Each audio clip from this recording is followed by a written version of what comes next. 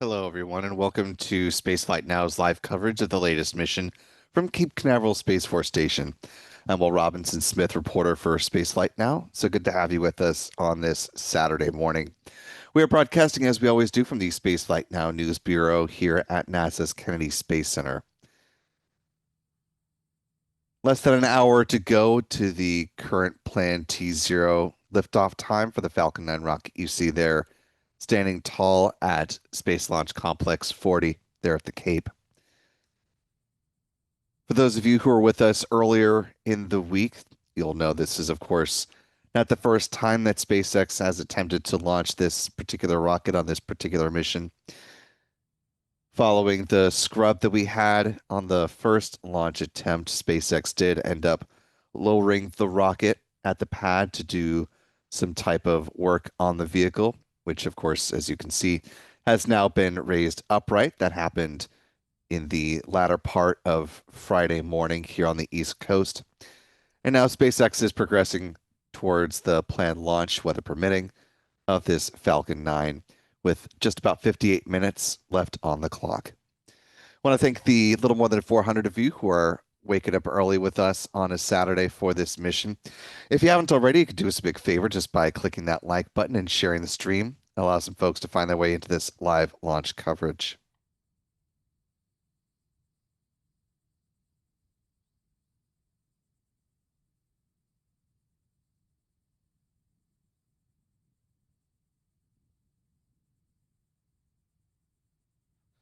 As we're getting going, I want to thank our one of our channel members, Cumulus Granatus, for answering folks' questions in the chat. Really appreciate that. And a big thank to our channel member community, broadly speaking, for all their support with these live launch coverage opportunities. So thanks to folks like Kevin Johnson, The Rocket Girl, Butterfly, Jim Fowley, Lloyd Green, and many others. Channel membership comes with a number of perks, including discounts at our online shop, which is shop.spacelightnow.com. Access to member-only videos here on YouTube, access to our members-only Discord server, and of course, the ability to watch all of our live launch liftoff moments from here at the Cape in 4K.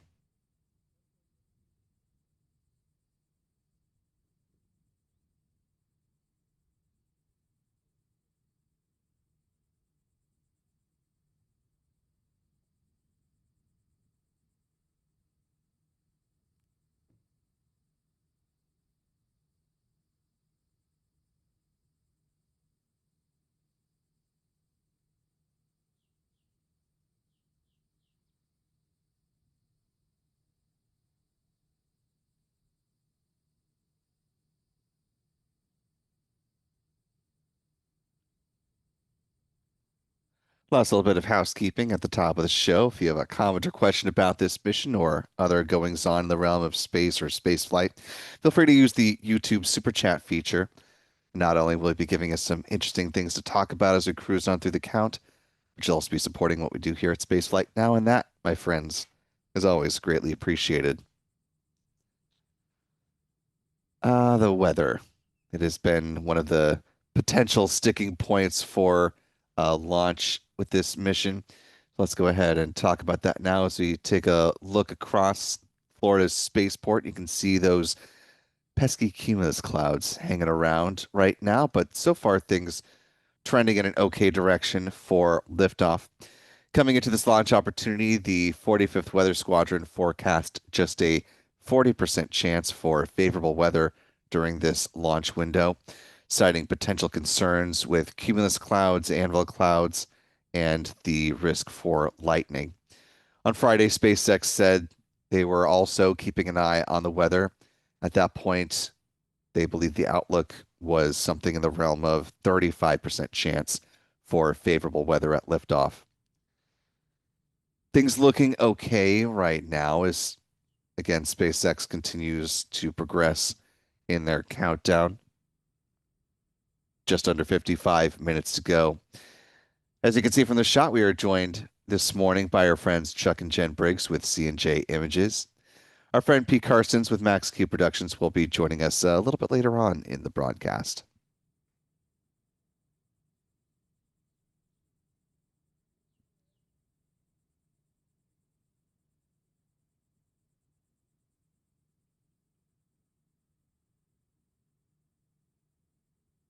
Our Adam Bernstein and John Pisani have been busily getting all the cameras ready for this morning's launch opportunity.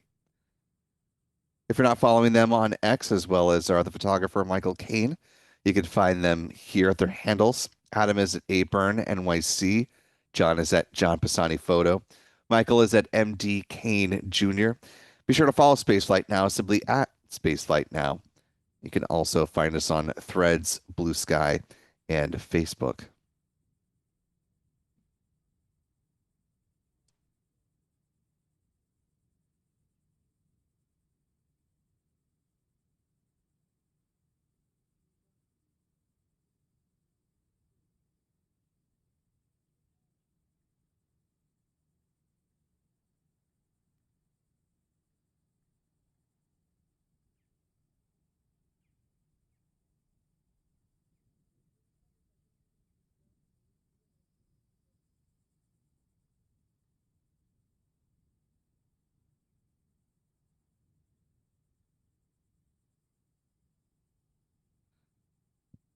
Fortunately, the weather that you're seeing here on your screen is predominantly offshore, and at this point in time, don't believe it should present risk to launch today. So seems like it's a good day to go fly a rocket. It's also a good day to bring humans home as SpaceX is currently preparing to return Crew 11 back to Earth. They undocked from the International Space Station yesterday in the evening, and the Dragon spacecraft.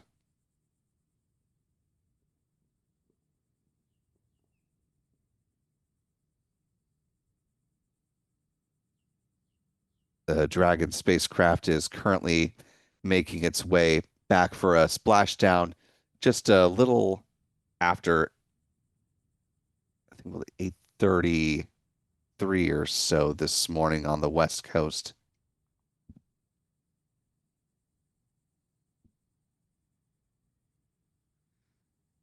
Had a nice little Passover here in Florida not too long ago, making their way across the Atlantic over towards Europe as we speak.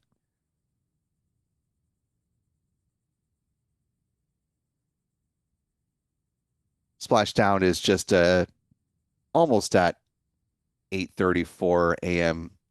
Pacific time, 11:33 and a handful of seconds here on the East Coast.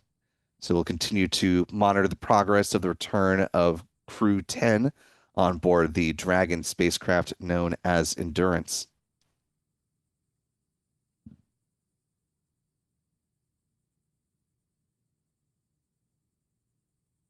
Meanwhile, of course, the Crew 11 mission doing quite well up on the orbiting outpost, having completed their handover with Crew 10, but still Johnny Kim, that's the astronaut who flew up on a Soyuz spacecraft, is there to continue assisting with the handover process and help the newest members on board the ISS continue to acclimate to their new home away from home while they're on orbit. For those of you who are not with us for the first launch attempt of this mission, you'll note that there is a brand new Falcon booster that is sitting out there at the pad, ready to support today's mission. You'll also notice, though, that there's no SpaceX lettering on this particular rocket, as you would uh, normally see with a Falcon 9. And that's because this is booster B1091, which in the future will live out its rocket life as a Falcon center core. But for now, they're getting some life out of it as a single stick Falcon 9 rocket. This booster is believed to be the center for the Falcon Heavy mission that will launch the second flight for Pittsburgh-based company Astrobotic, setting up their first Griffin lander on its way to the moon, which will, fingers crossed for that whole team, fare better, I should say, than their Peregrine lander did. Obviously, with all the time that they've had, hopefully they've worked out the kinks with their propulsion system and things are going to progress towards a good touchdown on the moon's surface with that Griffin 1 mission, which is also carrying the Flip rover, a smaller version of what Venturi Astrolab, a separate company, is working on with their larger lunar terrain vehicle called Flex. But Flip contains a lot of similar systems as to Flex, so it'll be a good roadmap, if you will, towards their larger LTV design. While Flip is going to be hitching a ride on board that Griffin mission, the Flex rover set to fly to the moon on board a SpaceX Starship rocket.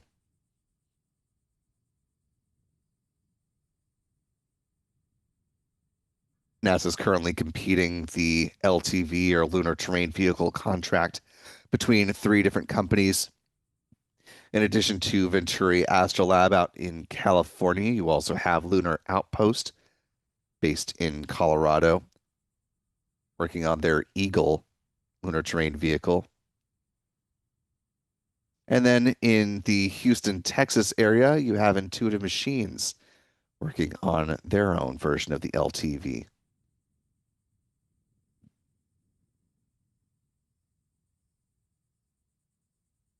Theirs is called Moon Racer, by the way. Speaking of racing, I don't know about racing, we are progressing towards the planned liftoff of this Falcon 9 rocket there at the pad. About 47 and a half minutes to go at this point, so let's go ahead and take a beat to talk about the countdown timeline as things currently stand with this mission.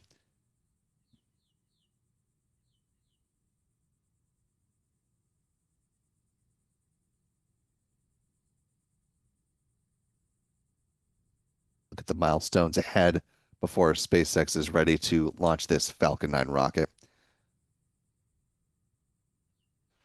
Of course, things will get going when the SpaceX launch director makes the call on the start of Propelload, which is now less than 10 minutes away. Once that go-ahead is given, fueling begins at the T-minus 35-minute mark with the loading of a rocket-grade kerosene on board the Falcon 9's first and second stages. At the same time, liquid oxygen will begin flowing on board the rocket's first stage. T-minus 30 minutes is when they start to load a cryogenic helium onto the pressure vessels for the Falcon 9's first stage. Same is true on the second stage a few minutes afterwards. That helium, of course, is important because it's used to pressurize the main propellant tanks during flight. 23 minutes out, the second stage kerosene tank is full. At T-minus 20 minutes and 50 seconds, we'll see the strong back chill down get underway. It's when SpaceX is thermally conditioning the feed lines there at the pad ahead of second stage liquid oxygen load beginning. We see this manifest as the so-called big vent. That begins here at pad 40 at about T-minus 20 minutes and 20 seconds.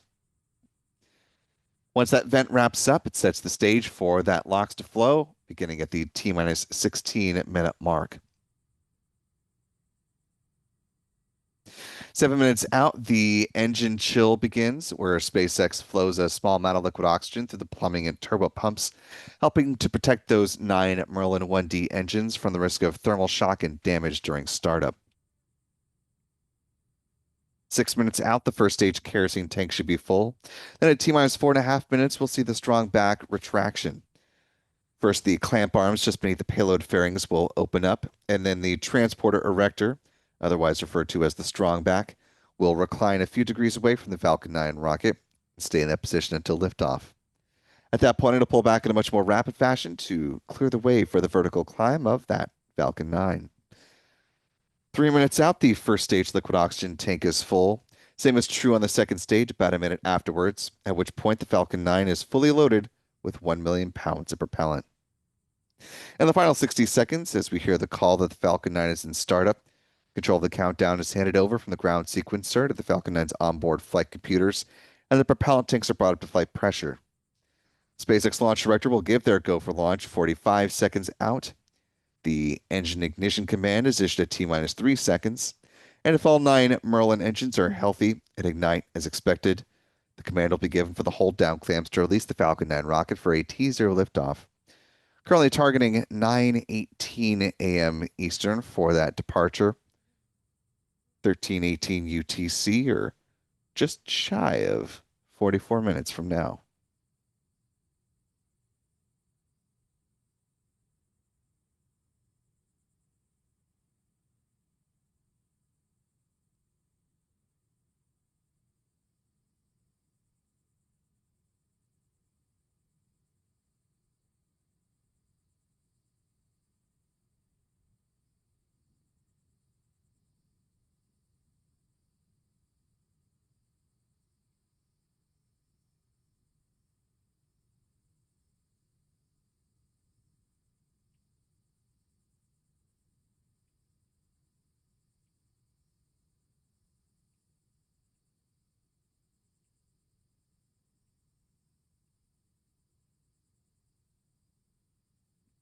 Time now T minus 43 minutes and counting.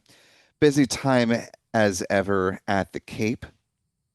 Winding the clock back to the beginning of the week. That's when the payload fairings supporting the mission, encapsulating the 24 Project Kuiper satellites for Amazon's broadband internet constellation, emerged from the payload processing facility that Amazon built out at Space Florida's launch and landing facility here at the Kennedy Space Center. The LLF was formerly the shuttle landing facility, of course, repurposed now for more commercialized use. Amazon just being one of those tenants. Little hard to see in the picture, but the fairing half on the right side has the designation of 155. Eagle-eyed viewers have spotted, and for those not so deep in the nerdy weeds of serial numbers for fairing halves, I'll note for the record that this fairing half happened to fly on the first Kuiper mission that Amazon launched. Back again for another spin.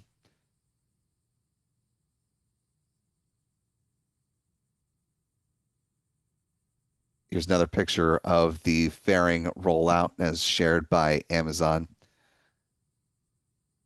The company purchased 3 flights on a Falcon 9 rocket as part of a massive launch purchase from the tech giant in order to get its Kuiper constellation into low Earth orbit. Designed to be a competitor for other LEO mega constellations like that of Starlink from SpaceX and the OneWeb constellation, which has more than 650 of its Gen 1 satellites currently in low Earth orbit.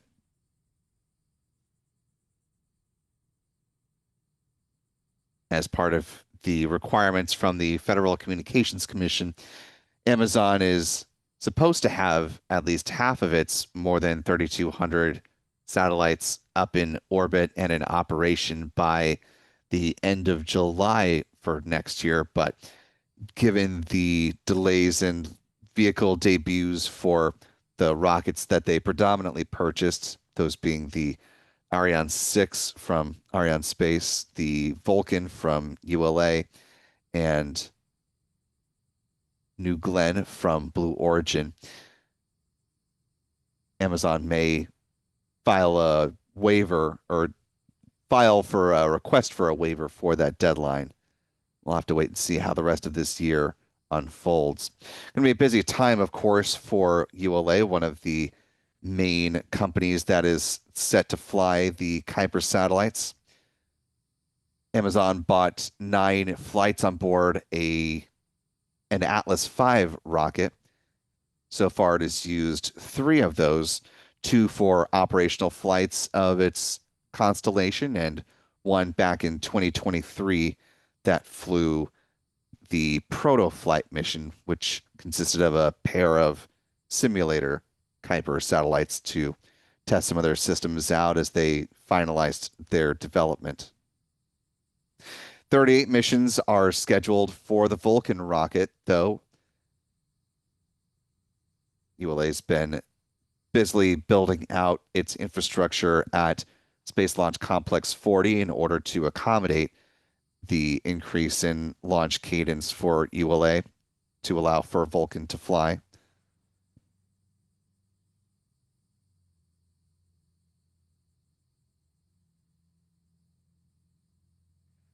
And we do have a new T0 coming back to this present Kuiper mission, targeting now 9:32 a.m. Eastern, 9:32, 13:32 UTC. We've updated our clock to reflect this.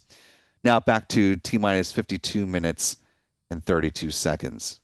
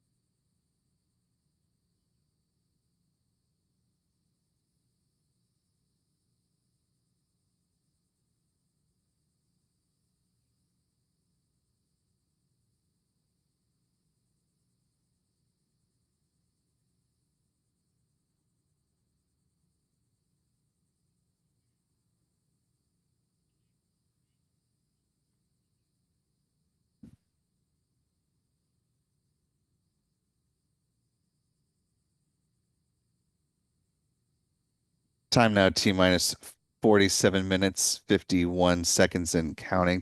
For those of you who are just joining us, SpaceX did adjust the T0 for today's mission. Now currently targeting 9:32 a.m. Eastern.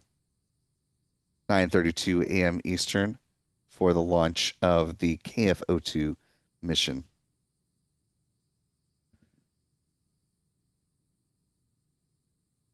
So we are just about 9.5 minutes away from the point at which the SpaceX launch director will make their next call on whether or not they are good to proceed towards the start of propellant load for today's flight.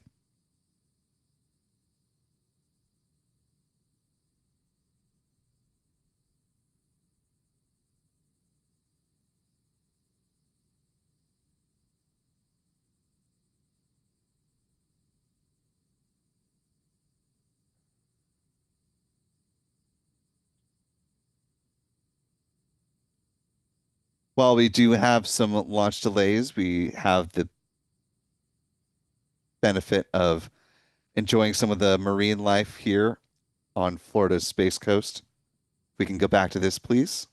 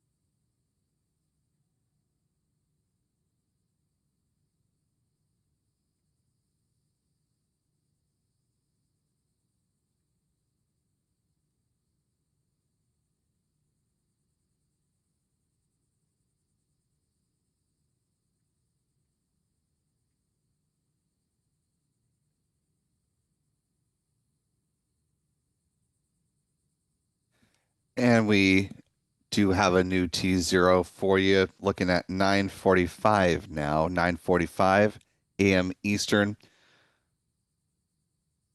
13:45 UTC. Of course, SpaceX does have a roughly 27-minute window for this launch opportunity today, so they're starting to get close to the end of that.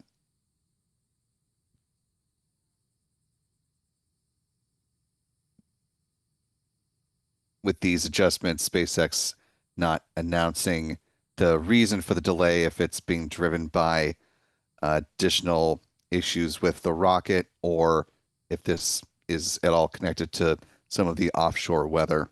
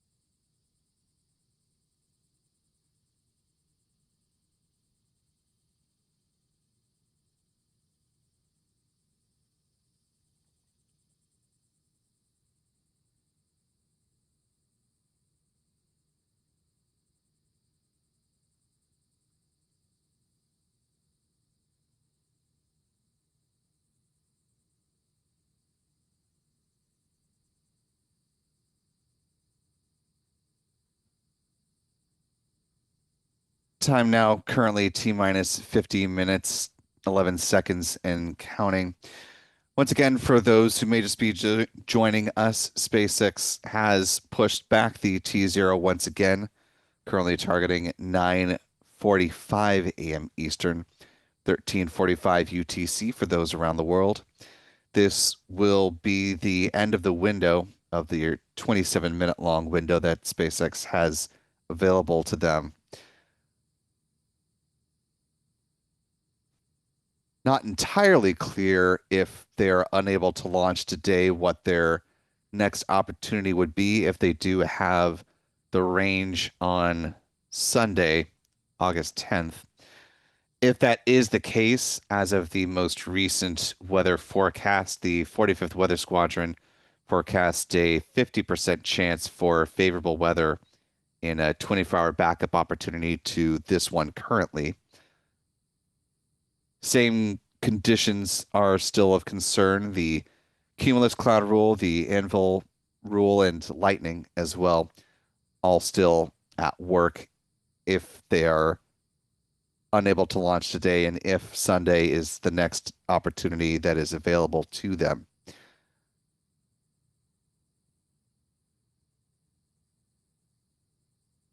Of course, this is Florida in early August, and so something that we are also closely watching in addition to weather here at the pad. Take this wide shot here, show you what the offshore conditions look like in the most immediate vicinity.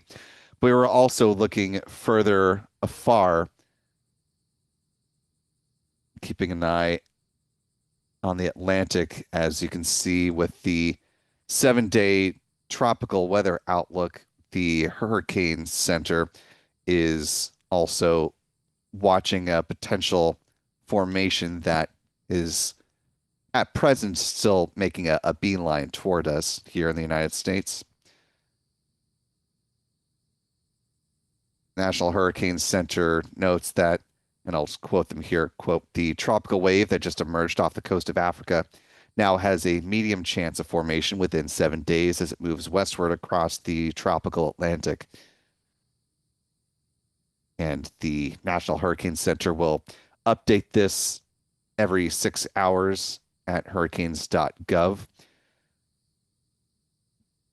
This, of course, is the most recent image that was shared by the National Weather Service and NOAA via the National Hurricane Center.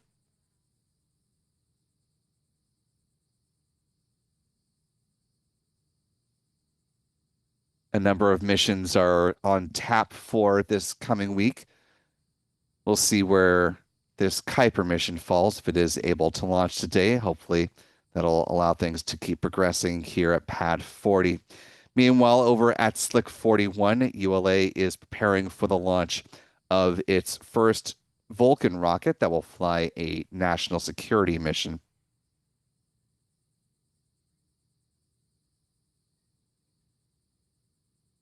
Major General Stephen Purdy and other dignitaries visited in not this past week, but the week before to check out the payload, which was encapsulated and stacked atop the Vulcan rocket there at the vertical integration facility at Slick 41.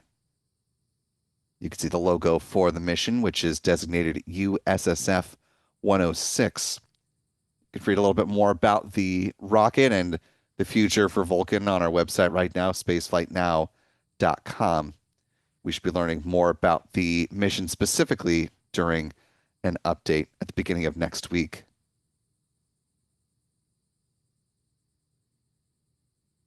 We will, of course, have live coverage in the run-up to the launch of this Vulcan rocket. You can see another one that is in a hangar stored near the pad, not right at Slick 41, but not too far away there at Cape Canaveral Space Force Station.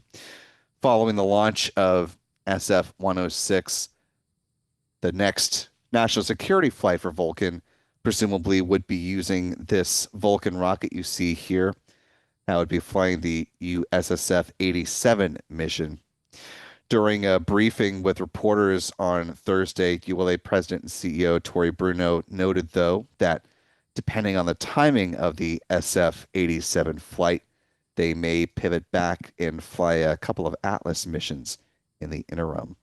So we could see the launch potentially of at least one more batch of Kuiper satellites on a Vulcan rock, or excuse me, on an Atlas V rocket, as well as Viasat's Viasat 3 F2 satellite, which is set to be shipped to the Cape at the end of September.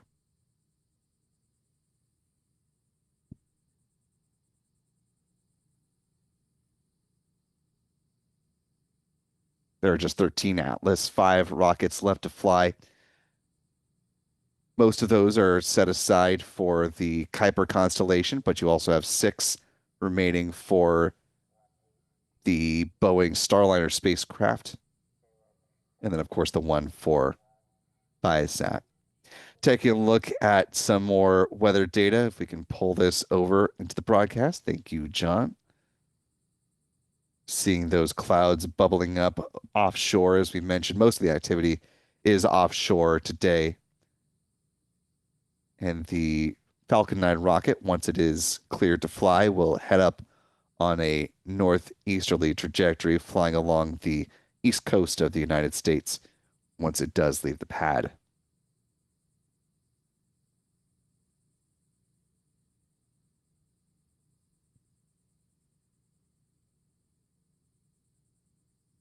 That Vulcan flight set to take off on Tuesday the 12th. Also flying on Tuesday the 12th, as things currently stand, is the launch of the third Ariane 6 rocket to date, with a satellite for EUMETSAT and a mission for the European Commission as well. Copernicus, or excuse me, yeah, Copernicus Sentinel-5.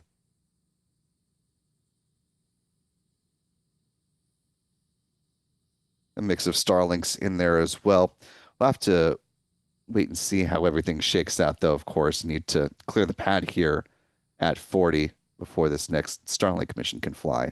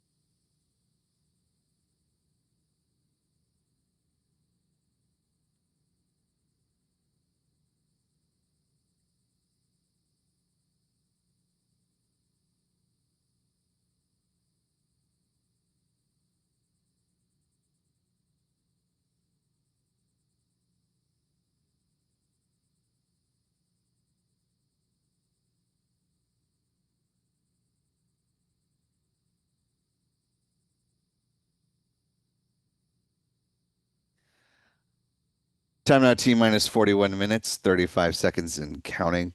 When this KF-02 mission is able to launch, it will represent the fourth flight of Kuiper satellites into low Earth orbit. The first two of those production satellite launches happened on board Atlas V rockets, and there have been just one launch so far using a Falcon 9. This will be the second out of three Falcon flights for the Kuiper constellation. TBD on when the third and final one will take to the skies.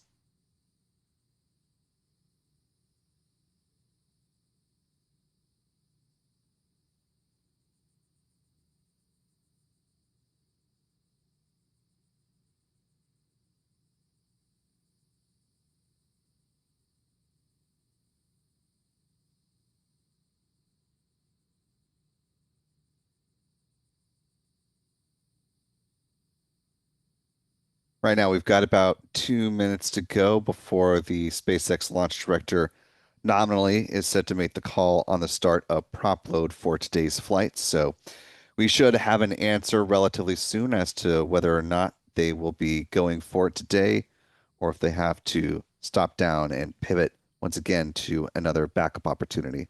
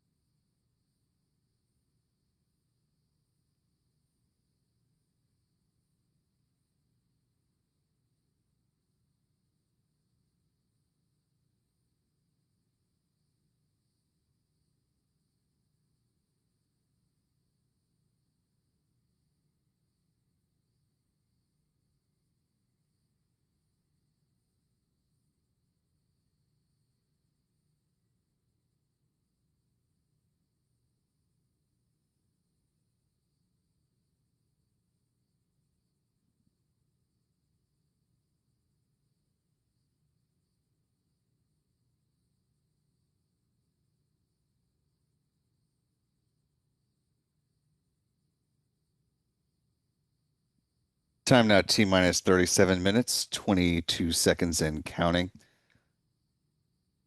At this point, SpaceX should have made the call on the start of prop load, which means if that go ahead was in fact given, fueling of the Falcon 9 set to begin in just about 2 minutes.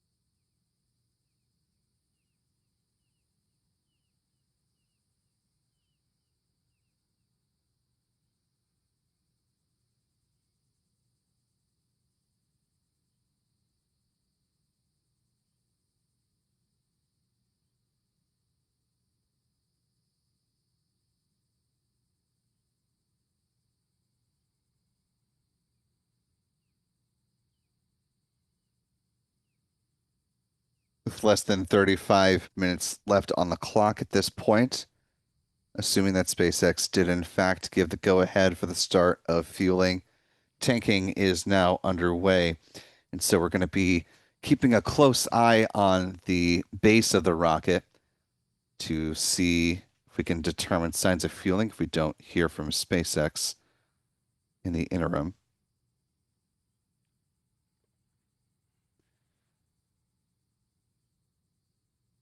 It's going to be a little tricky given the lighting conditions and the amount of heat distortion between our cameras and the rocket, but we will do our best.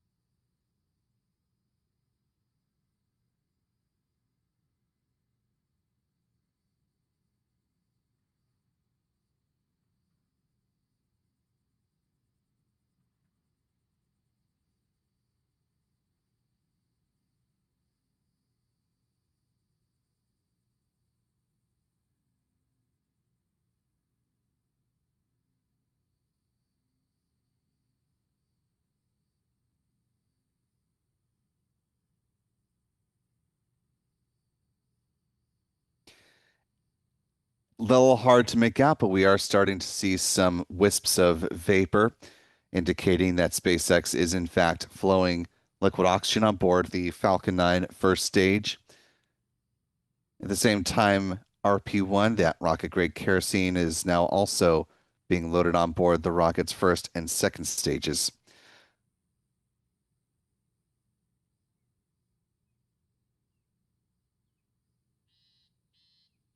It's all good news as SpaceX is progressing into, or has progressed into fueling, which means they are still moving towards a liftoff attempt at 9:45 a.m. Eastern.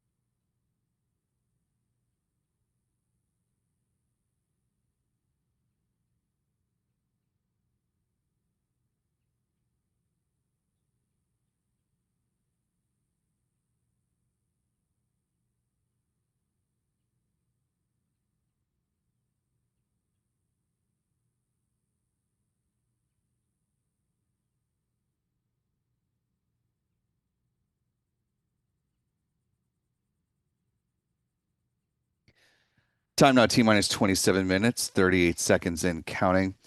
If you're just joining us, welcome to Spaceflight Now's live coverage of the latest mission from Cape Canaveral Space Force Station, the second launch of Kuiper satellites on board a SpaceX Falcon 9 rocket. Appreciate the little more than 1,600 of you who are watching along with us live. If you haven't already, you could do us a big favor just by clicking that like button and sharing the stream, allowing some more folks to find their way into this live launch coverage.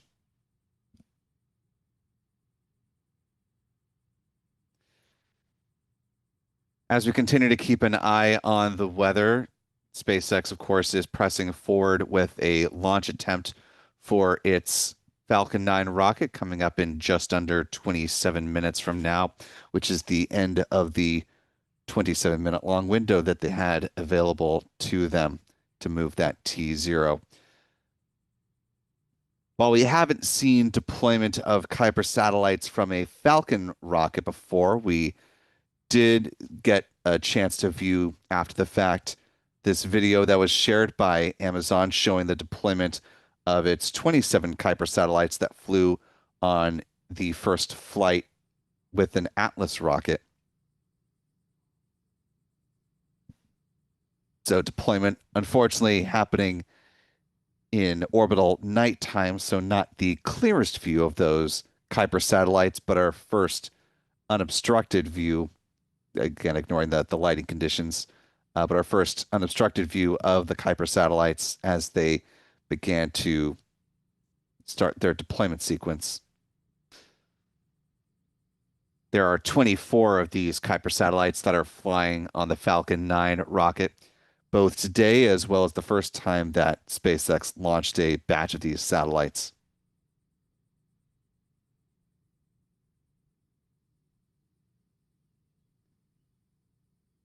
The deployment mechanism that SpaceX has on its Falcon 9 rocket is similar to the one you just saw that was on the Atlas rocket.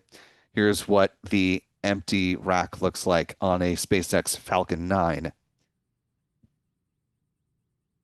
Now, if past is prologue, the launch coverage from SpaceX that shows the onboard camera views will not be extended to the second stage during the live broadcast. We'll have to wait and see what Amazon is willing to show after the fact.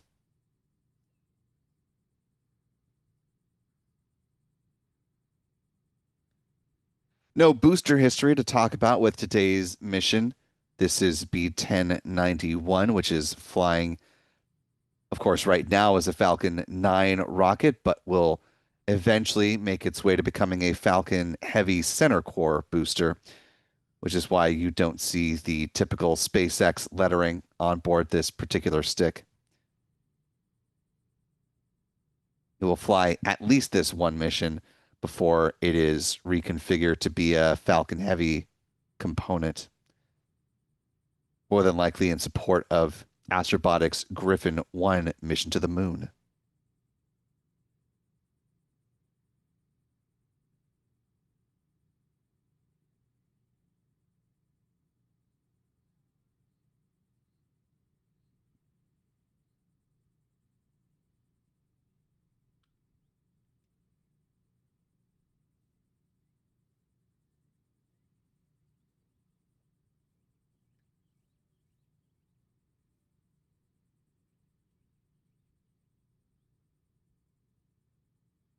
Still very much early days for the Kuiper constellation. Less than 80 satellites are currently on orbit as we speak right now, but with the addition of these 24, it'll bring the constellation up to 102 satellites in low Earth orbit.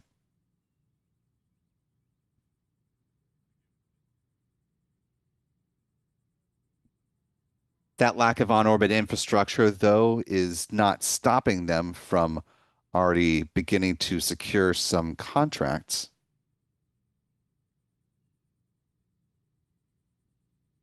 Earlier in the week, it was announced that Amazon had signed an agreement with Australian company NBN Company to bring their Kuiper constellation internet service to Australia.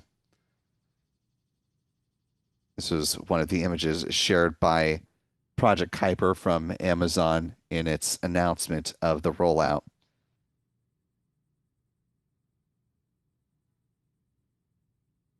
Amazon says Australians should be able to start tapping into the Kuiper service beginning in mid 2026 and is expected to serve more than 300,000 customers across the country.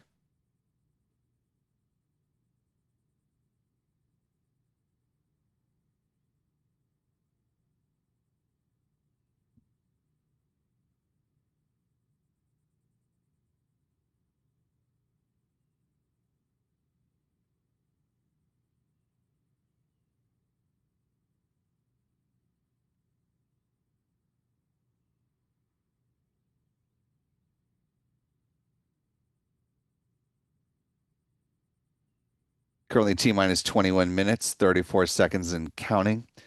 We're coming up to the big event here, which will begin in just about a minute from now. SpaceX conditions the feed lines there at the pad ahead of second stage liquid oxygen load. We'll see that vent last for about 4 minutes in total.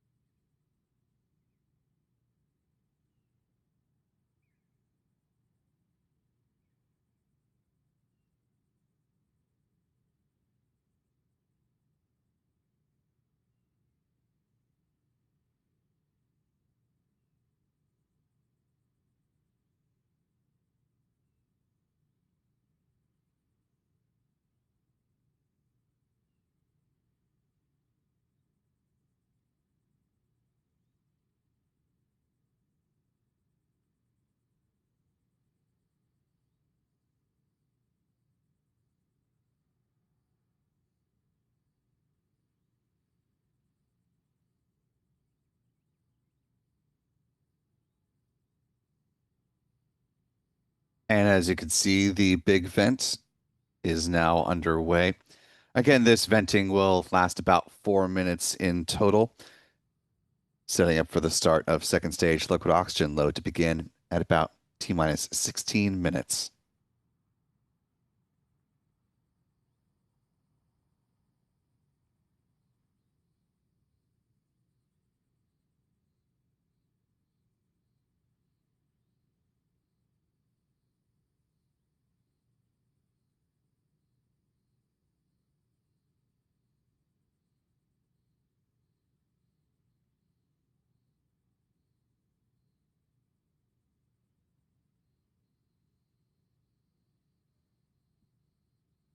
It appears as though there's some rain starting to build up behind Space Launch Complex 40 from our camera's vantage point here at the Kennedy Space Center press site.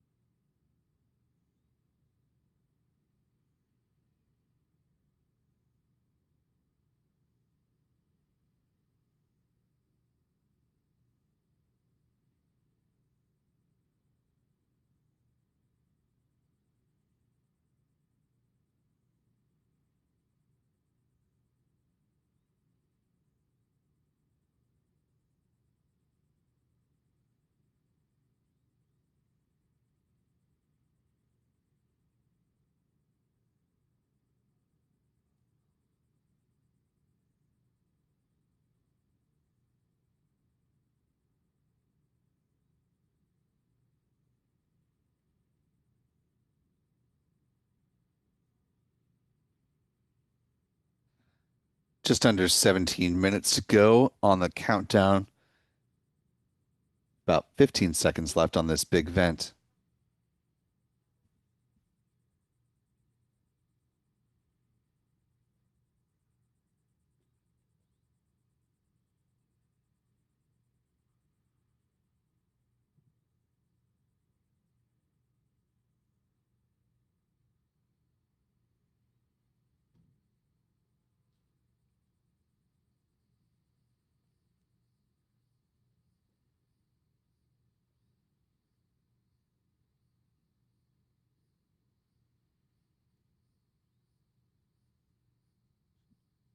The big vent has wrapped up. Second stage LOX load is now beginning.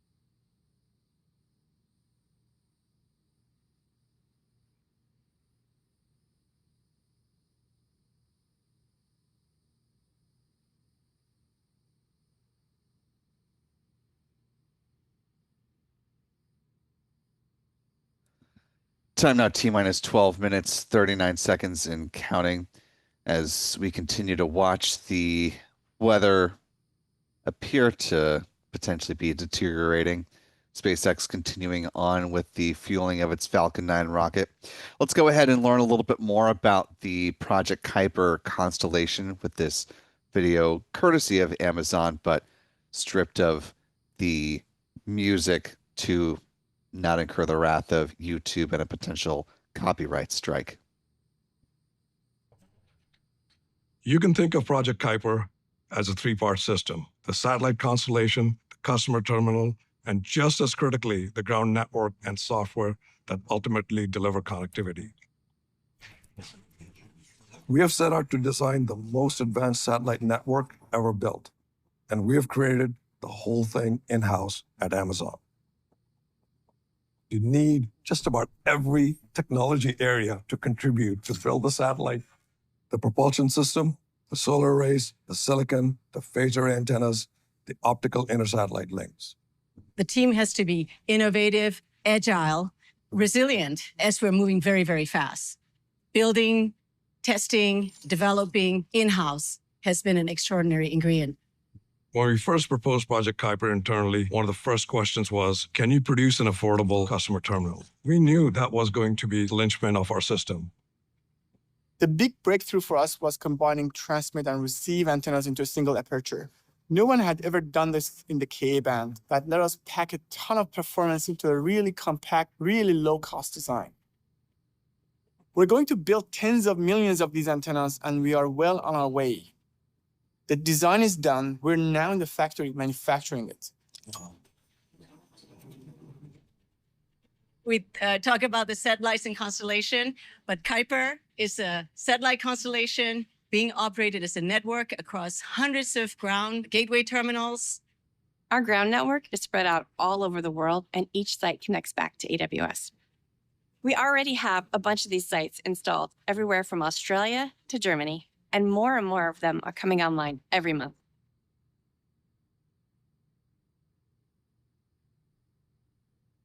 And again, Project Kuiper just recently announced a partnership with the Australian firm that was NBN Company to bring their Kuiper constellation to that country. Taking a look at some video of the payload processing facility, now operational, processing the Kuiper satellites that have flown so far from the Cape.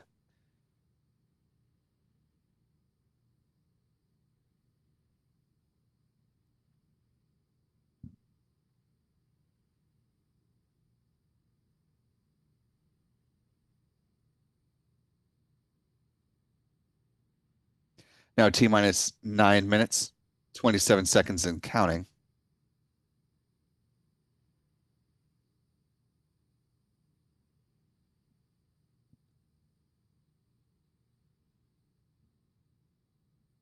Are getting pad views of the Falcon 9 rocket from SpaceX.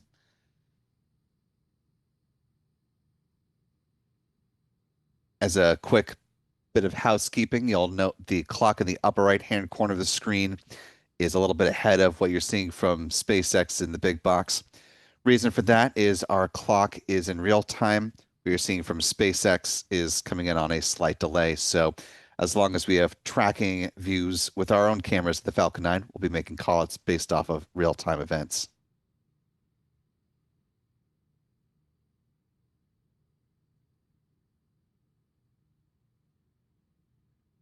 SpaceX commentator notes that weather still remains a watch item, and they do have a backup opportunity tomorrow beginning at 8:57 a.m. Eastern, 12:57 UTC if they are unable to launch today.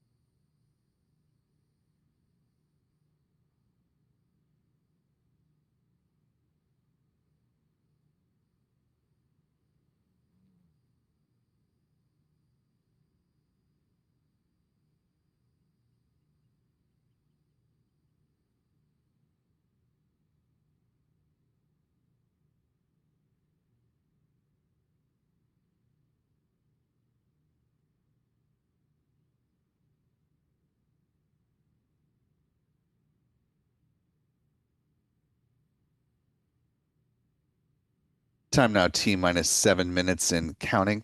At this point, SpaceX is flowing a small amount of liquid oxygen through the plumbing and turbo pumps, helping to protect them from the risk of thermal shock and damage during startup.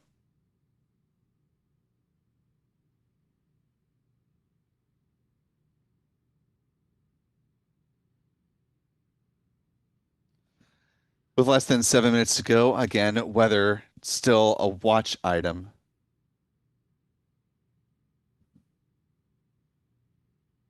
Let's go ahead and take a beat, though, to talk about the Falcon 9 rocket, the workhorse for SpaceX. Stands at 70 meters or 229 feet in height. Its diameter of 3.66 meters or 12 feet. First stage RP1 load has been complete. Speaking of that first stage, the majority of the rocket made up by the booster, which this particular one is flying for its first time as a Falcon 9 booster before it becomes a Falcon Heavy center core. First stage burns rocket-grade kerosene, RP1, and liquid oxygen, producing 1.7 million pounds of thrust at liftoff. Around the engine compartment are black carbon fiber landing legs that will be used to land the first stage on the drone ship. Today, SpaceX will target a touchdown on the drone ship called a shortfall of gravitas. Above the first stage is the inner stage. This is a composite structure consisting of an aluminum honeycomb core surrounded by carbon fiber. That image on the right-hand side of your screen, you can see the deployable hypersonic grid fins. These are titanium winglets that provide stability and steering for the Falcon 9 as it comes back to the atmosphere, tail first like a big old dart heading towards the drone ship.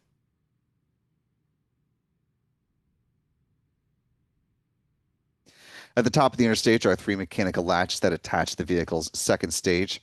At first stage main engine cutoff, high-pressure helium is used to release those latches, and 4 pneumatic pushers ensure a clean separation. Pressurization for strong back retraction is now underway. Moving on to the second stage, the Falcon 9, the upper stage powered by a single modified Merlin engine called a Merlin vacuum engine or an MVac engine. It's equipped with a large nozzle which is optimized for burns the vacuum of space, hence the name. It produces more than 220,000 pounds of thrust. It'll be fired a couple of times before the Kuiper deployment sequence begins. And at the top of the stack are the payload fairings currently encapsulating the 24 Kuiper satellites, standing 13.1 meters or 43 feet in height, 5.2 meters or 17.1 feet in diameter. 4 minutes to go, and right now the clamp arms are just opening up along the second stage, and that large gray structure, the transporter erector, is getting ready to pull back away from the Falcon 9 rocket. There you see it starting to recline.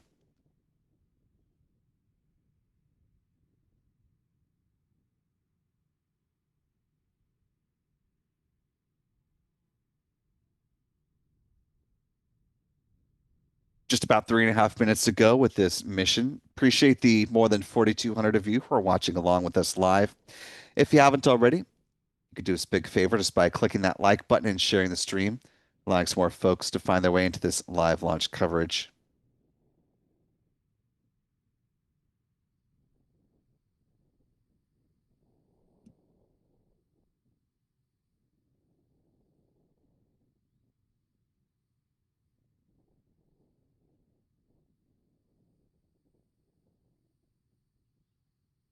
Just under 3 minutes. At this point, the first stage liquid oxygen tank should be full.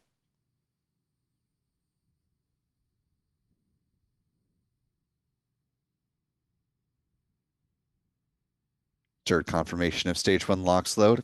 We're now awaiting for the conclusion of stage 2 liquid oxygen load, which should happen right about at the 2-minute mark.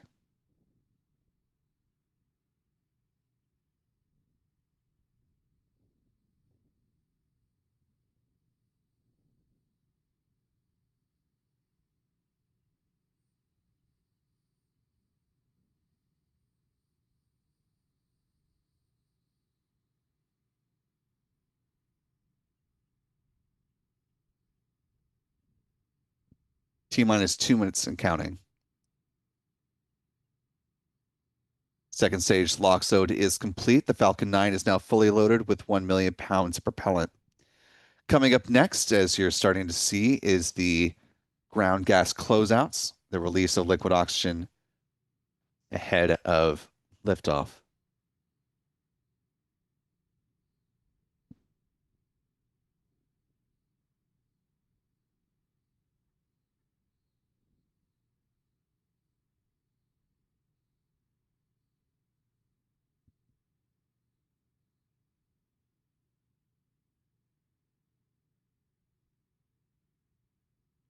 We're coming up on the final minute of the count. At T-minus 1 minute, the Falcon 9 will enter startup. You're seeing it's now raining at the pad, unfortunately.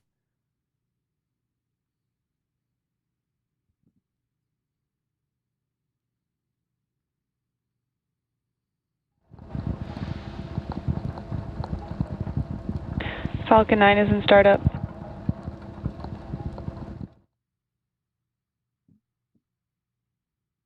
Coming up in the next few seconds, the SpaceX launch director will make the call. At T-minus 1 minute, Falcon 9 is in startup. Did not hear a call from the launch director that they are go for launch. We're standing by for further. Hold. Launch abort is running. And there you have it. An abort has been called. Once again, SpaceX standing down from the launch of the KFO-2 mission. Clock stop just about 30 seconds out. All right, team, that was a scrub due to weather. Let's go ahead and proceed into the non-crewed scrub section of procedure 1.160 and step into offloads.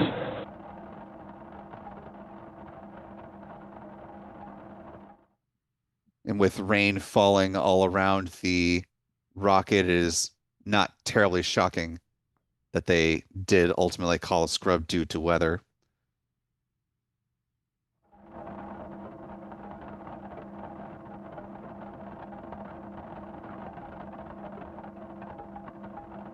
As you may have heard on the comms, we're standing down from today's launch attempt due to weather.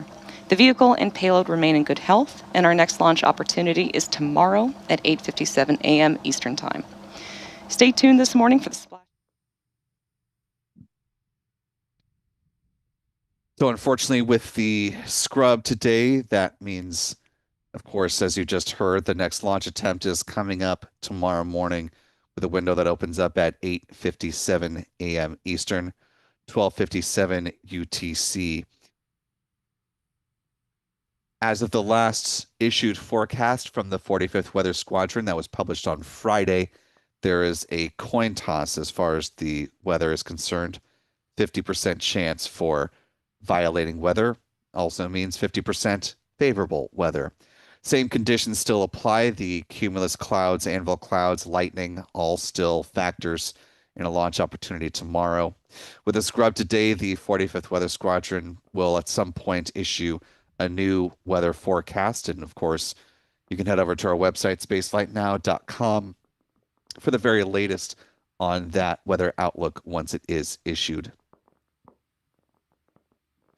Rain starting to come down now quite notably here at the press site as well as at the pad. So we're going to go ahead and wind up our live coverage, allow our photographers to pack up and make sure the gear is safe and protected.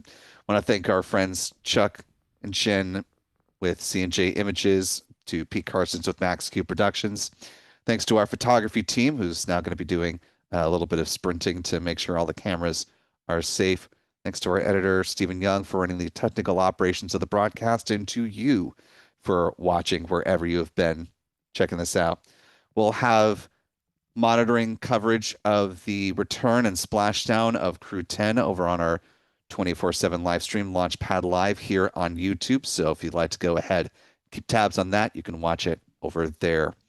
For all of us here at Spaceflight Now, I'm Will Robinson Smith. Remember, be good to yourselves, be good to others, and we will see you next time, folks. And until then, bye-bye.